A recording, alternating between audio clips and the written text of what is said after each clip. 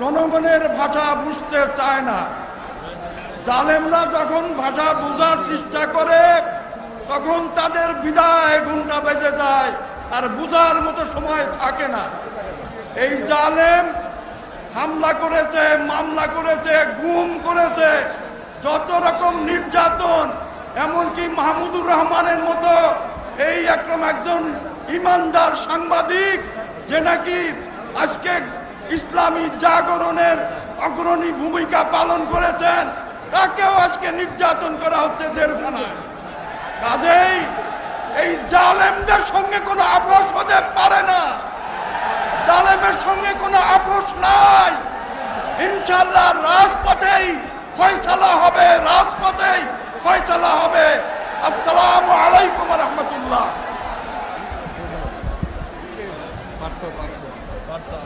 প্রিয় ভাই বোনেরা, আমাদের সবার কাজ দেশনেত্রী বেগম খালেদা জিয়ার বক্তব্য একটু পরে আরম্ভ হবে। এ পর্যায়ে বক্তব্য নিয়ে আসেন 18 দলীয় ঐক্য জোটের অন্যতম নেতা, বিজিবির চেয়ারম্যান, বাংলাদেশ জাতীয় সংসদের সম্মানিত সদস্য ব্যারিস্টার আন্দালিব রহমান পার্থ।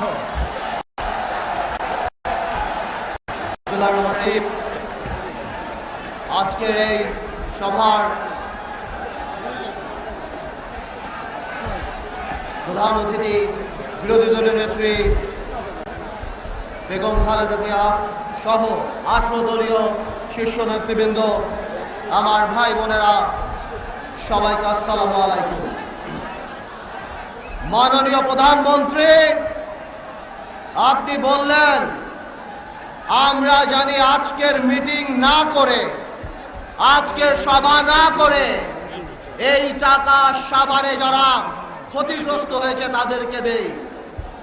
আমরাও চিন্তা করেছিলাম দিব, কিন্তু মাননীয় প্রধানমন্ত্রী যখন দেখি আপনি রাশিয়া থেকে 10,000 কোটি টাকার অস্ত্র কিনেন, কিন্তু আমার সাভারে হাজার হাজার শত শত মানুষের উদ্ধার কাজে একটা হ্যাকসো ব্লেড আমরা পাই না। টেলিভিশনে অ্যাডভার্টাইজমেন্ট দিতে হয়, অক্সিজেন নিয়ে আসুন, হ্যাকসো ব্লেড নিয়ে আসুন, ড্রিল মেশিন নিয়ে আসুন, তখন ফেটে যায় কষ্টে। মাননীয় প্রধানমন্ত্রী, এই টাকা দিয়ে আপনি কার সাথে যুদ্ধ করবেন? মাননীয় প্রধানমন্ত্রী,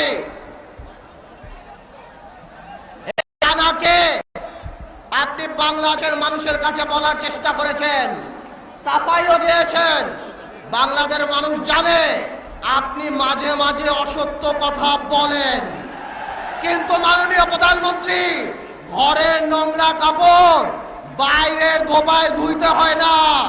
আল্লাহর ওয়াস্তে CNN BBC তে আর ইন্টারভিউ দিয়েন না, মান ইজ্জত থাকে না আমাদের বাংলাদেশে।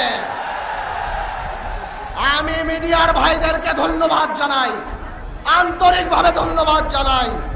আপনারা সরে গিয়েছে এবং সবাই ঝাঁপিয়ে চেয়ে পড়েছিল।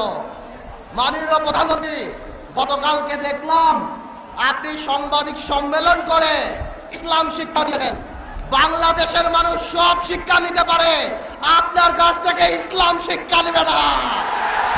বাংলাদেশের মানুষ এখনো ভুলে নাই আপনাকে নিয়ে সামাজিক মাধ্যম ফেসবুকে কার্টুন বানাতে 24 ঘন্টার মধ্যে আপনি অ্যারেস্ট করে নিয়ে এসেছেন। মাননীয় প্রধানমন্ত্রী, কষ্ট লাগে বলতে, লজ্জা লাগে বলতে, সর্বকালের সর্বশ্রেষ্ঠ মানব নবী করিম সাল্লাল্লাহু আলাইহি ওয়াসাল্লাম, সকল মুসলমানের হৃদয়ের স্পন্দন, তাকে নিয়ে বাজে কথা বলার পরও 2.5 মাসে তাকে গ্রেফতার করেছেন আপনি। প্রধানমন্ত্রিত্ব বড় না, কিয়ামত বড়, জবাব দিতে হবে আপনাকে। এখনো বলছি, আপনার মন্ত্রীরা সবাই পচে গেছে। আপনার দীপুমণিকে মানুষ বলে প্রজাপতি মন্ত্রী, খালি বিদেশ ঘুরে। আপনার আরেক মন্ত্রীরা বলে ধাক্কা দেওয়া মন্ত্রী, আরেক মন্ত্রীরা বলে চোখ উঠানো মন্ত্রী, আরেক মন্ত্রীরা বলে হলমার্ক মন্ত্রী।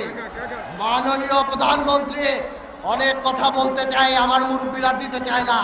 মাননীয় প্রধানমন্ত্রী, একটা কথা বলে দিলাম, গতকালকে আপনার আওয়াজ খুব নরম দেখা গেছে, আপনি চলে যান, তাহলে পালাবার জায়গা পাবেন না।